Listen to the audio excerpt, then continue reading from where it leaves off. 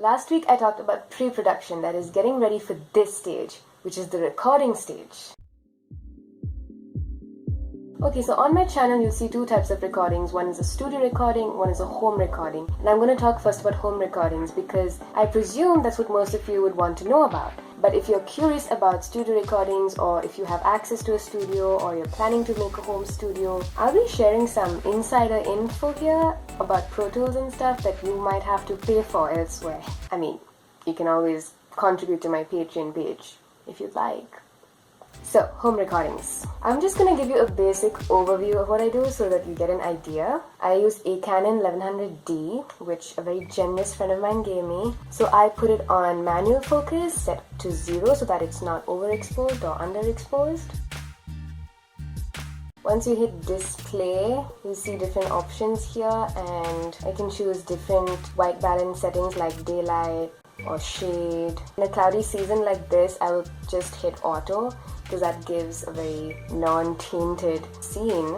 And then I focus with this baby and I'm good to go. The mic I use is actually the inbuilt mic from this baby because it actually gives me a better sound than my Moto X Play phone or even a Zoom recorder. I don't know, it has this as if I'm singing right in front of you kind of sound, which is what any mic is supposed to have its goal as. But I can only use this for acoustic stuff. It will not take heavy music like electric guitars or drums. It'll just jar. And I have to be really close to the camera, which is why my videos are like unless it's a music video, in which case I'm recording in the studio. We'll come to that later. If you don't have a good camera microphone, then you can use an iPhone. I hear that it has very good sound. You can later sync it with the video in a simple video editing software. Okay, I also want to talk about soundproofing. So I try to be in as enclosed a space as possible so that it cuts off all noise. The windows are closed, the doors are closed. If there are some gaps in the doors, sometimes I will put bed sheets, pillows, anything to cut the noise. A lot of curtains also help do that. Both noise coming in and the noise that will go out of here. Thanks family for putting up with me.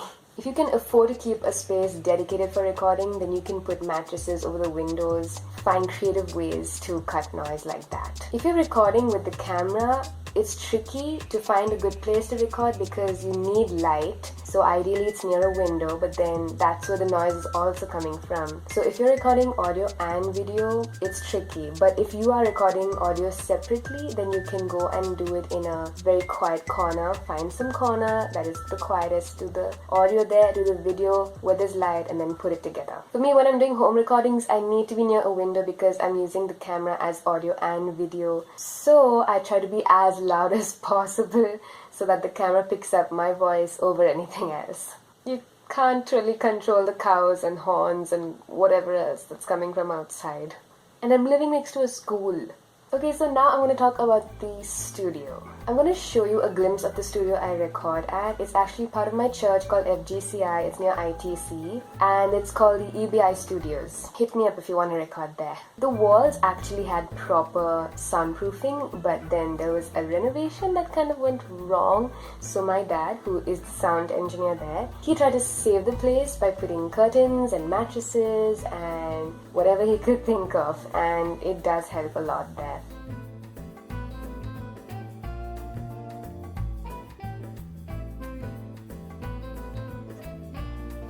There are also bass traps that are put on the corners near the floor to cut all the low frequencies. I know this is a super technical video, but it is super informative and you need to know if you would want to make a video. Alright, now for Pro Tools. This is my favorite audio software and it is a very professional software. However, the techniques used for this software can be used in any software and some of it would be handy even for simple software.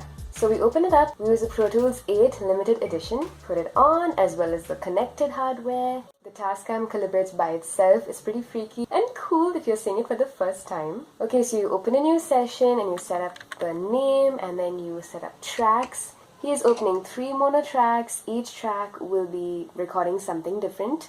In I/O is setting up the input and output. As you can guess, input is what is going into the software And output is what you will hear and say probably convert into an MP3 file. Typically I record my guitar first. We record instruments separately because then we can edit and master the tracks separately because they need different treatment. Again, more about that on the editing video. So the guitar jack goes into Tascam and then I connect that onto my guitar. So the input on Pro Tools will match the place I've connected my guitar into the hardware. And output will be what's coming out of the speakers. Again, I'm really breezing through this. This is all an overview about everything.